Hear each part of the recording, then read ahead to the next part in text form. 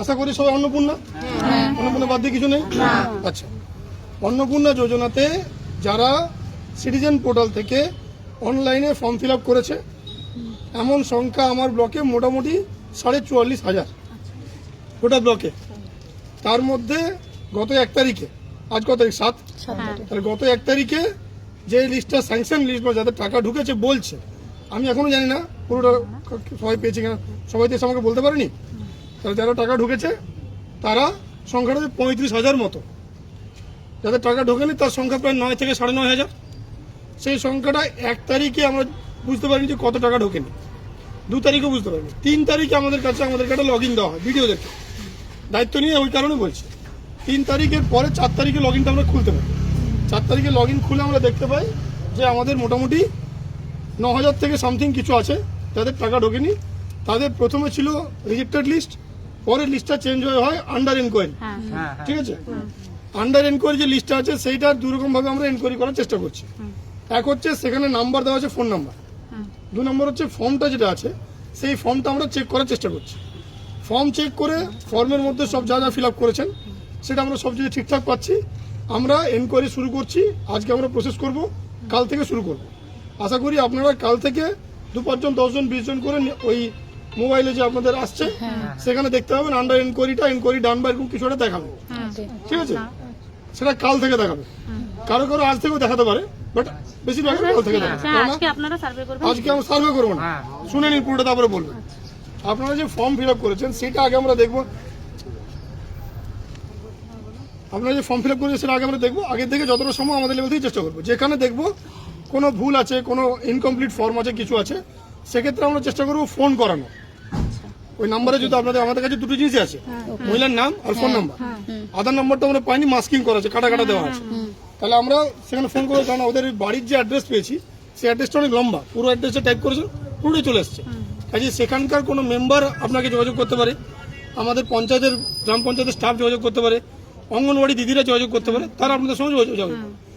আমার ব্লকে যে 9,000 আছে এটা যতটা সম্ভব আমি চেষ্টা করছি ফিল্টার করে দেখে কতটা তাড়াতাড়ি করা যায়, বাট এটার জন্য কিন্তু টাইম লাগবে। প্রাথমিকভাবে আমাদেরকে বলা হয়েছে যে এটা আগামী 7 দিনের মধ্যে কি হচ্ছে স্টেট দেখতে চাইছে, যে কে কীভাবে করছে। এটা ব্লক টু ব্লক ভ্যারি করছে। কোনো ব্লকে প্রত্যেককে ফোন করছে, ফোন করে বলছে আপনারা ফর্ম নিয়ে আসুন, আমরা ফর্ম দেখবো, চেক করবো। আমার ব্লকে যেহেতু বেশ কিছু ফর্ম আছে, বেশ কিছু ফর্ম অনলাইনে দেখা যাচ্ছে, কাজে আমি এক্ষুনি আপনাদেরকে ফোন করে জ্বালাতন করছি না। তার কারণ এখন যদি আমি ফোন করি 9,000 মহিলা যদি আমার কাছে চলে আসে, আমার অফিসে দাঁড়াতে দেওয়ার জায়গা হবে না। টোটাল আপনারা যে দাঁড়িয়েছেন সেখানে হয়তো 150 জন লোক আছে, তাতে এই অবস্থায় অফিসে তো হয়তো জায়গা নেই। প্রথমে আমরা আমাদের লেভেলে স্ক্রিনিং করে দেখছি, আমাদের অফিসার দিয়ে ফুল টিম নামিয়ে, তারপরে যদি প্রয়োজন পড়ে আমরা কিছু লোককে ফোন করব, কিছু জনের বাড়িতে লোকও পাঠাবো। কারণ যে ক্রাইটেরিয়া বলা হয়েছিল তাতে বলা হয়েছিল যে ছোট ছোট কথা মানে জিনিস ছিল, আপনাদের বয়স 25 থেকে 60 হবে, আপনারা কোনো সরকারি চাকরি করে এমন কোনো মহিলা পাবে না, ইনকাম ট্যাক্স দেয় এমন কোনো মহিলা পাবে না, আর ভোটার লিস্টে নাম বাদে তারা কেউ পাবে না। শুনে নিন না, বলছি তো তাহলে এই বাদ দিয়ে কোনো ক্রাইটেরিয়া আমাদের কাছে ছিল না। কিন্তু পরে কিছু মানুষের ধারণা হয়েছে যে বাড়িতে কেউ চাকরি করার টিক মারলে সে পায়নি, কিন্তু এটা পুরোটা সত্যি আমার মনে হচ্ছে নয়। তার কারণ আমি আজ সকালেই লগ ইনে খুলে যেটুকু দেখলাম, সকালে ডিএম স্যারের মিটিং হলো, তাতে কিছু ফর্ম আছে যাদের বাড়িতে চাকরিও নেই, যাদের ইনকাম ট্যাক্সও নেই, যাদের কোনো অসুবিধা নেই, কিন্তু তারা বাদ চলে গেছে। এবার শুনুন কেন বাদ চলে গেছে, সেই কারণটা কিন্তু আমাদের কাছে আসেনি, কোনোভাবে বাদ গেছে, টেকনিক্যাল কোনো প্রবলেম হচ্ছে, কিছু হচ্ছে, সেটা আমাদের কাছে আসেনি। কিছু চাকরি করে, কিছু বাড়িতে চাকরি আছে, হাজবেন্ড বা বাবা চাকরি করে, আগে শুনুন, কিছু বাড়িতে এমন আছে মহিলা যে হাজবেন্ড বা বাবা চাকরি করেন, তারা পেয়েছে। কিছু জায়গাতে আছে যে ভুল করে ফর্ম ঠিক করেছেন, তারা পাননি, কিছু ফর্মে ভুলও আছে। আবার কিছু মহিলা এমন ফর্ম ফিল আপ করেছেন যেখানে লিখেছেন আমি লক্ষ্মী, আপনি লক্ষ্মী ভান্ডার পান, লিখেছেন ইয়েস, লিখেছেন অন্নপূর্ণা ভান্ডার চান, লিখেছেন নো, মানে ওইটা টিক মারতে ভুলে গেছে, ওই টিকটা মারতে অনেকে ভুলে গেছে।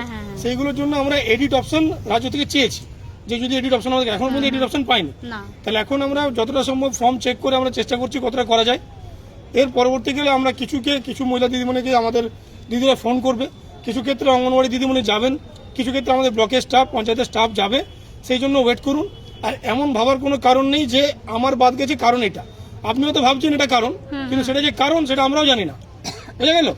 একই প্রশ্ন বারবার করবেন না, কেউ চাকরি করলে বাদ যাবে কিনা, সে যদি নিজে চাকরি করে তাহলে বাদ যাবে, কিন্তু নিজে চাকরি করলে অনেক ক্ষেত্রে আছে যে সে লুকিয়েছে, সে লিখে লুকিয়েছে, সে পেয়েছে, সেইগুলো আমাদেরকে এনকোয়ারি করার জন্য পরে আবার অপশন দেবে, যেটা আমরা জানতে পেরেছি। এমনও হতে পারে মাননীয় মুখ্যমন্ত্রী যেটা বলেছেন মিটিং এ বা আমাদের ইয়েতে প্রেসে, যে যত মহিলা এই সুবিধাটা পাচ্ছেন তাদের প্রত্যেকের লিস্ট একটা পাবলিকের কাছে কোনো পোর্টাল থাকবে, সেখানে সম্ভবত দেওয়া হতে পারে। সেখানে আপনারা যদি মনে করেন যে আপনার পাশের বাড়িতে কেউ আছে যে সরকারি চাকরি করে, সেন্ট্রাল গভর্নমেন্টে চাকরি করে, অথচ সে পাচ্ছে, তখন আপনারা কমপ্লেন করুন, তার এনকোয়ারি হবে, তার চাকরির কি হবে পরে কথা, কিন্তু টাকাটা কিন্তু ফেরত দিতে হবে। আর চাকরি তো একটা কালো দাগ লাগবে, তো কারো যদি এত দুঃসাহস হয় সে করতেই পারে, এটা অভ্যাসে যদি কারো থাকে সে করতে পারে, কিন্তু এগুলো পরবর্তীকালে। এখন যারা পায়নি সেই 9,500 যাতে পায়, কারণ আমার ধারণা এখানে খুব বেশি বড় লোক মানে 9,500-এর মধ্যে 100, 200, 300 হয়তো বাদ যেতে পারে, বাট বেশিরভাগটাই হয়তো হবে, সেটা আমার ব্লক সম্পর্কে যেটুকু ধারণা হয়েছে। কাজে এটা নিয়ে আপনারা চিন্তা করবেন না। আপনাদের মোবাইলে যদি পোর্টালে এটা আপলোড করেছে, যেহেতু আপনারা প্রথমে ছিল রিজেক্টেড লিস্টে ছিল, সেটা দেখাচ্ছিল, তারপর আপনারা এসছেন এখন আন্ডার এনকোয়ারি, এরপর এনকোয়ারি ওকে হলে কি হবে সেটা আমি এখন জানি না, কিছু একটা হয়তো হতে পারে, যেটা আপনারা দেখতে হবে। যদি দেখতে পান তাহলে তো বুঝেই যাবেন যে হচ্ছে, আর যদি দেখতে না পান তাহলে অন্তত পক্ষে 15 তারিখের পর ইন্ডিভিজুয়ালি একজন দুজনকে জানাবেন। আমার মনে হয় যে ভিড় করে আসার দরকার আছে, কারণ যেটা হবে সবার জন্য হবে, এমন নয় কি বাদ হবে। আর সব থেকে বড় কথা, কি কারণে বাদ গেছে, সত্যি কথা কি কারণে বাদ গেছে সেটা আমি বা আমরা কেউ জানি না। আমার সামনে পঞ্চায়েত সমিতির সরকারি সাহেব দাঁড়িয়ে আছেন, বাকি যারা আপনি জিজ্ঞেস করতে পারেন যাকে, লোকজন বলতে পারে অনেক কিছু, যে আমি এই কারণে গেছে ওই কারণে গেছে, কিন্তু কি কারণে বাদ গেছে তার কোনো ডাইরেক্ট কোনো পার্টিকুলার কোনো জিনিস এই কারণেই বাদ যাবে, তার 4টে যে ক্রাইটেরিয়া ছিল, যেটা লিখিত অর্ডার ছিল, সেই 4টে ক্রাইটেরিয়াই এখনও আছে।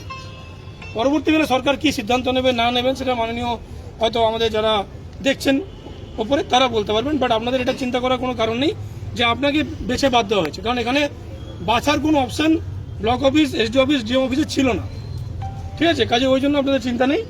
আর এই যেটা আপনারা প্রশ্ন এসছেন, স্যার আমারটা কী হবে, স্যার আমারটা কী হবে, কারোরটা কী হবে সেটা কাউকে জানার এখন আমাকে আমি বলতে পারবো না। এখন কারোরটাই কিছু হবে না, যেটা হবে সেটা হচ্ছে আমাদেরকে আমাদের কাজটা করতে দিন, আমরা আমাদের কাজটা করি, আমাদেরকে 7টা দিন সময় দিন, তাতে যদি সলভ না হয় তখন বলবেন, কিন্তু টাকা আপনারা 7 দিন পরই পাবেন এটা আমি বলতে পারবো না। যেটুকু রাজ্যের মডিউল দেখছি